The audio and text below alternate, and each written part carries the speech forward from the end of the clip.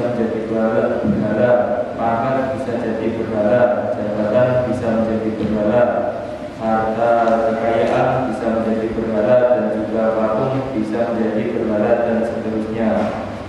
HP Bisa menjadi berhala. HP bisa menjadi berhala.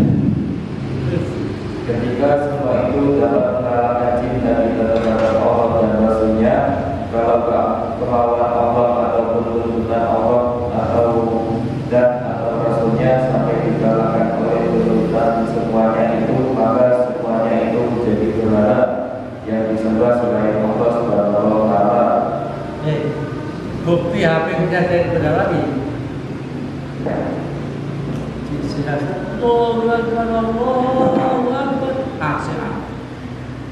Lebih mencintai HP daripada panggilan sholat. Itu HP jadi berhala. Anak bisa jadi berhala karena aku pinter berhala. Jadi kalau di cerita kayak itu dia memang besok dia sebut besora kaya anakku. Ya malah sampai melupakan beribadah kepada Allah, itu menjadi berhala. Itulah pengertian berhala. Firman Allah, kata Allah, la aqdibanna ana wa rusuli. Artinya Allah telah menetapkan, pasti aku menangkan aku dan Rasulku. Quran surat Al-Mujadalah ayat 58. Oleh karena yang demikian ketetapannya, maka kita sebagai hamba Allah yang ditugaskan supaya beribadah dengan ikhlas hanya kepadanya saja. Kita harus senantiasa menangkan tuntunan Allah dan Rasulnya di atas segala tuntutan apa saja.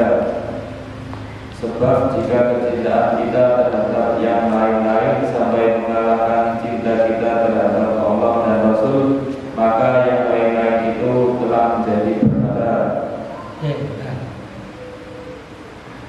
Borobudur bagi kita berhala bukan? Bukan. Bukan. Karena kalau kita berkunjung ke Borobudur itu hanya melihat bangunannya, tapi tidak menyembah. Ya, bangunan memang kita heran. Bangunan apa gede ini?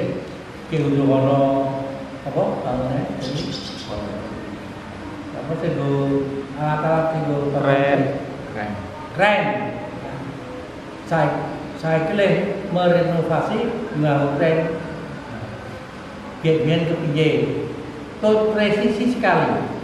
Itu kita hanya heran sampai itu. Jangan sampai kita takut terus iso nyekel enggak harap dapat keberuntungan, tidak boleh. Ya, tidak boleh menganggap memegang patung apa itu kita menjadi keberuntungan. Yang kita lebih heran lagi kepada manusianya yang diciptakan oleh Allah kok bisa membuat seperti ini. Ya. Jadi kalau kita melihat Borobudur Prambanan itu tidak kita anggap sebagai sesembahan kita. Hanya sekedar ingin ketahui saja. Marilah sama-sama kita dengarkan firman Allah berikut ini. Katakanlah, jika bapak-bapak, anak-anak, saudara-saudara, istri-istri, kaum keluargamu karena kekayaan yang kamu usahakan, perniagaan yang kamu alami kerugiannya, dan tempat tinggal yang kamu sukai adalah lebih kamu cintai dari Allah dan Rasulnya dan dari berjihad di jalannya, maka tunggulah sampai Allah mendatangkan keputusannya, dan Allah tidak memberi petunjuk kepada orang-orang yang fasik. Quran surat At-Taubah ayat 22. Oke. Ya. Ketahuilah jika bapak-bapak, anak-anak, saudara-saudara, istri-istri, kaum keluargamu, harta kekayaan yang kamu usahakan, usaha wis awan bengi pokoknya usaha ya. Perniagaan yang kamu khawatiri kerugiannya, menghitung-hitung ini kan sekali apa namanya sedih pikir main bunyo. Tempat tinggal yang kamu sukai ada lebih kamu cintai dari Allah dan Rasulnya. Artinya tidak melaksanakan kewajiban bagi umat Islam, yaitu kewajiban yang utama sholat, bayar zakat, dan yang lain-lain. Dan dari berjihad di jalannya, tidak mau ngaji, tidak mau lewat ilmunya, tidak mau memberikan kajian, ya. Tidak mau berjihad di jalannya, maka tumbuhlah ancaman dari Allah akan mendatangkan kepadanya, dan Allah tidak memberi petunjuk kepada orang-orang yang fasik atau bahaya berlupa. Ini ancaman yang serius dari Allah SWT apabila kita terlalu sibuk dengan urusan dunia. Benar-benar macam-macam tadi disebutkan. Keterangan firman Allah tersebut di atas menegaskan larangannya lebih mencintai kepada selain Allah, sehingga mengalahkan cintanya kepada Allah, kepada Rasulnya, dan kepada jihad di jalannya. Tuntutan Allah kepada kita harus di atas segala tuntutan segala makhluknya. Kalau tidak demikian, maka selain Allah yang lebih kita cintai sampai mengalahkan cinta kita kepada Allah dan Rasulnya serta jihad di jalannya, menjadilah mereka itu berhala yang kita sembah. Demikian pengertian berhala. Sekarang kita lanjutkan bicara tentang patung itu berhala atau bukan berhala.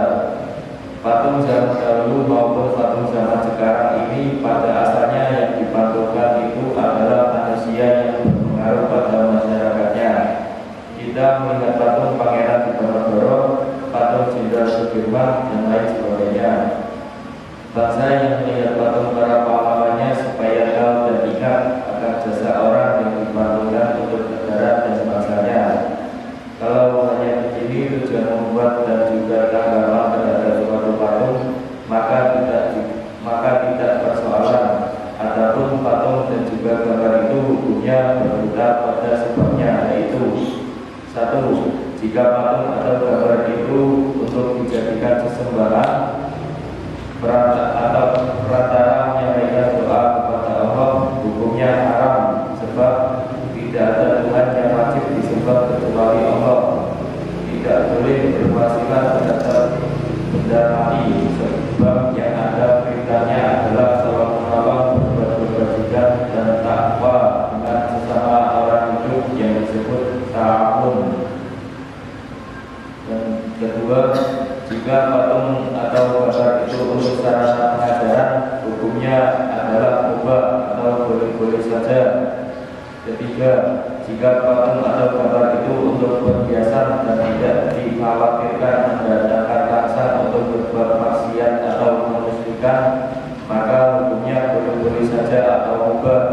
Tetapi apabila dikhawatirkan mendatangkan rasa untuk berbuat maksiat atau memusyrikan, maka hukumnya haram, sebab maksiat atau musyrik itu adalah larangan Allah. Nah, jadi mungkin kamu sekarang pernah melihat fotonya Kiai Haji Ahmad Dahlan. Di sana hanya mengingatkan bahwa pendiri Muhammadiyah Kiai Haji Ahmad Dahlan seperti itu. Tapi tidak pernah ada niatan untuk mengkultuskan atau menyembah. Ya, beda dengan gambar Dewi Maria, gambar Yesus, itu di sana ada satu keinginan, satu untuk menyembah gambar itu, patung itu juga disembah, patung Maria, patung Yesus. Jadi kalau di Muhammadiyah itu memang ada gambar kayak di jalan, tapi tidak dilakukan untuk dikultuskan, apalagi sampai disembah, supaya generasi berikutnya mengetahui betapa gigihnya Kiai Haji Ahmad Dahlan waktu itu memperjuangkan tegaknya agama Islam yang berdasarkan Quran dan Sunnah. Beliau meninggal usia berapa tahun? 55 tahun. Dia nom banget. Ya cara wong saiki ijek bambang-bambangi. Masih energik. Tetapi karyanya sampai sekarang, bahkan dulu almarhum Nur Khalis Majid menyatakan aset Muhammadiyah itu terbesar di seluruh dunia. Tidak ada yang melebihi aset Muhammadiyah. Kalau umat memang yang banyak adalah umat Nahdlatul Ulama, tapi aset daripada organisasi Islam yang terbesar, berapa universitas di Indonesia, Universitas Muhammadiyah, berapa rumah sakit, berapa panti asuhan, berapa masjid, semua berkat ijtihadnya Kiai Haji Ahmad Dahlan. Saya bayangkan kalau beliau bisa dihidupkan sekarang, menangis bahagia. Alhamdulillah. Saya sering kalau mengikuti modal ternyuh ini mengenang Kiai Haji Ahmad Dahlan yang begitu besar jasanya terhadap kita. Karena kita ditujukan untuk tidak berbuat bid'ah, kita ditujukan tidak berbuat syirik itu. Ya. Jadi besar sekali pahalanya, sehingga sampai sekarang kita bisa menikmatinya.